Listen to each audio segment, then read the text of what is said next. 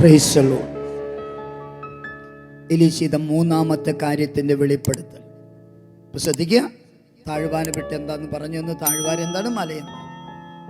ബലിപീഠം കേടുപോക്കി തകർന്ന് കിടക്കുന്ന സ്നേഹബന്ധങ്ങൾ നേരെയാക്കണം, എങ്കിൽ അഗ്നി ഇറങ്ങി.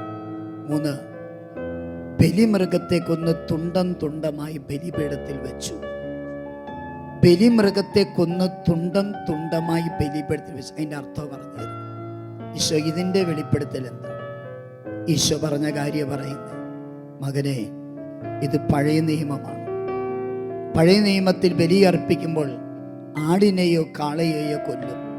എന്നിട്ട് അതിൻ്റെ ആ ബോഡി, ശരീരം മുറിച്ച് മുറിച്ച് ബലിപീഠത്തിൽ വയ്ക്കും.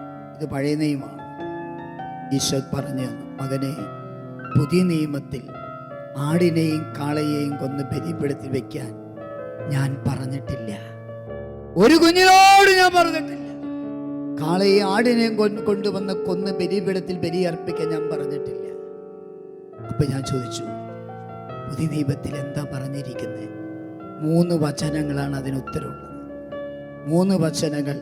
റോമാക്കാർക്ക് എഴുതപ്പെട്ട ലേഖനം 12-ാം അധ്യായത്തില് 1-ാം തിരുവചനം. റോമ 12:1 ശ്രദ്ധിച്ചു.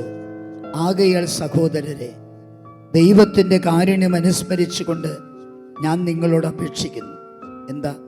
നിങ്ങളുടെ ശരീരങ്ങളെ വിശുദ്ധവും ദൈവത്തിന് പ്രതികരവുമായ സജീവ ബലിയായി സമർപ്പിക്കുവിൻ. ഇതായിരിക്കണം നിങ്ങളുടെ യഥാർത്ഥ ആരാധന. നിങ്ങളുടെ ശരീരങ്ങളെ വിശുദ്ധവും ദൈവത്തിന് പ്രതികരവുമായ സജീവ ബലിയായി സമർപ്പിക്കുക. നിന്റെ ശരീരത്തിൽ നീ ചെയ്ത പാപങ്ങളെ തമ്പുരാന്റെ ബലിപീഠത്തിൽ വെക്കാൻ. Praise the Lord. അടുത്ത വചനം റോമ 2:28-29. ബാഹ്യമായി യഹൂദനായിരിക്കുന്നവനല്ല യഥാർത്ഥ യഹൂദൻ. യഥാർത്ഥ പരിച്ഛേദനം ബാഹ്യമോ ശാരീരികമോ അല്ല, ആന്തരികമായി യഹൂദനായിരിക്കുന്നതാണ് യഥാർത്ഥ യഹൂദൻ. ശ്രദ്ധിച്ചോ, ഹൃദയത്തിൽ നടക്കുന്ന പരിച്ഛേദനമാണ് യഥാർത്ഥ പരിച്ഛേദനം. ഭാഗ്യമായിട്ട് നടക്കുന്നതല്ല. നിന്റെ ഹൃദയത്തിൽ നടക്കുന്ന പരിച്ഛേദനം, നിന്റെ ശരീരത്തിൽ നീ ചെയ്ത പാപത്തെ ഓർത്ത് നിന്റെ ഹൃദയത്തിൽ നീ പശ്ചാത്തപിക്കുന്ന ആണ് യഥാർത്ഥ പരിച്ഛേദനം. അടുത്തത്, അത് ആത്മീയമാണ്. കണ്ടോ? ആത്മീയമാണ്, അക്ഷരാർത്ഥത്തിലുള്ളതല്ല. അക്ഷരാർത്ഥത്തിലുള്ളതല്ല. അവന് പ്രശംസ ലഭിക്കുന്നത് മനുഷ്യരിൽ നിന്നല്ല, ദൈവത്തിൽ നിന്നാണ്. 3-ാമത്തെ വചനം ഫിലിപ്പിയർ 3:3. ഫിലിപ്പിയർ 3:3. നമ്മളാണ് യഥാർത്ഥ പരിച്ഛേദിതർ. ആര്?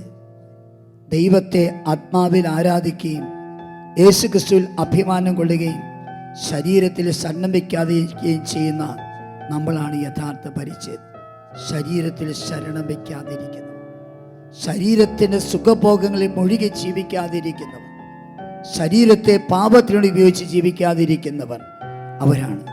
1 തെസ്സലോനി 4-ാം അധ്യായം 3-ാം വചനം. തെസ്സലോനി 4:3.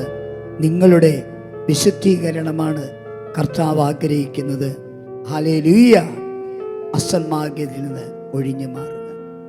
സഹോദരങ്ങളെ, ശരീരത്തിൽ ചെയ്ത പാപങ്ങൾ, വ്യഭിചാരം, വേശ്യാവൃത്തി, സുവർഗഭോഗം, സ്വയംഭോഗം, അബോർഷൻ, ഇതൊക്കെ ശരീരത്തിൽ ചെയ്യുന്ന പാപങ്ങൾ. ഉപേക്ഷിക്കാനാ പറയുന്നത്. ഇതൊക്കെ ഉപേക്ഷിക്കാനാ പറയുന്നത്. ഇല്ലേ, നിന്നിൽ അഗ്നി ഇറങ്ങി വരില്ല.